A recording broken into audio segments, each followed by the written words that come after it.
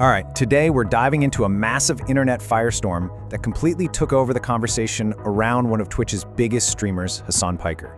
It all started with his dog, a single clip that went viral, and from there it just spiraled into accusations, public breakdowns, and a huge debate about online accountability.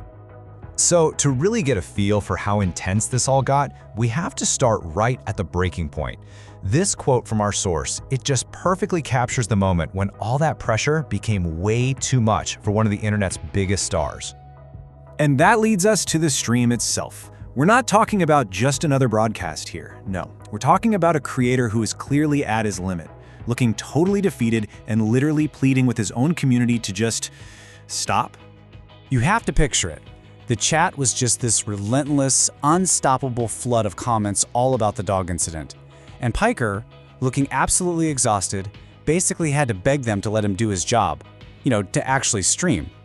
The source material described the mood perfectly, saying he was completely defeated. Which really makes you wonder, right?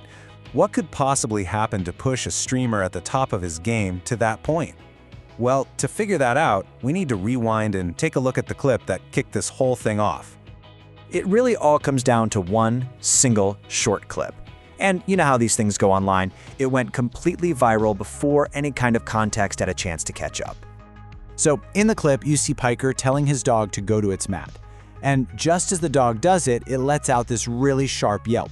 Now, for his critics, the smoking gun was what Piker seemed to do with his hands right after that yelp. And from that clip, a very specific accusation started to form.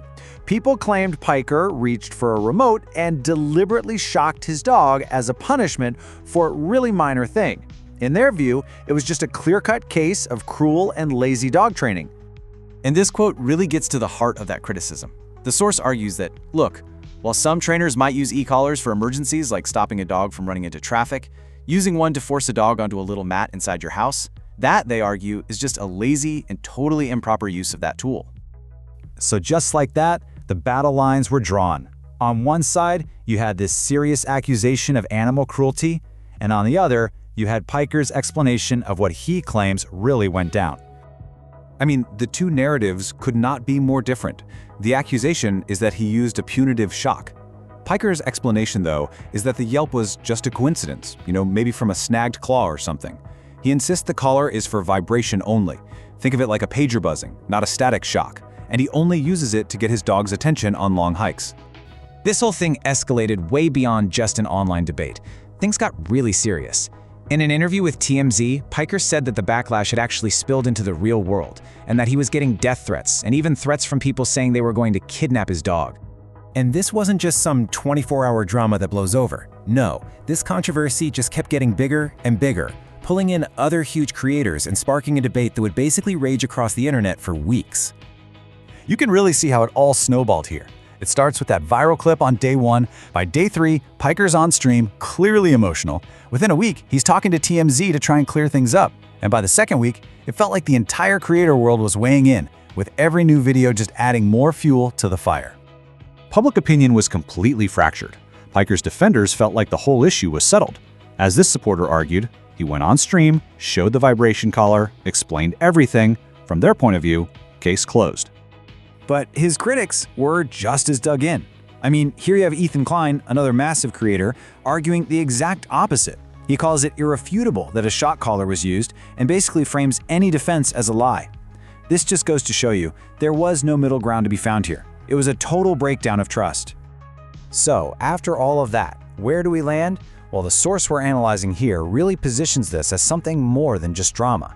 They frame it as a crucial test of a creator's responsibility and the power of an audience to demand some accountability.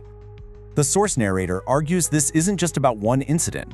They present it as proof of what they call Piker's lazy dog ownership and a pattern of dishonesty. They see the community backlash as a win for accountability before they conclude with their own very stark personal opinion that Piker himself is an evil influence on the platform. So the final verdict from the source is pretty severe.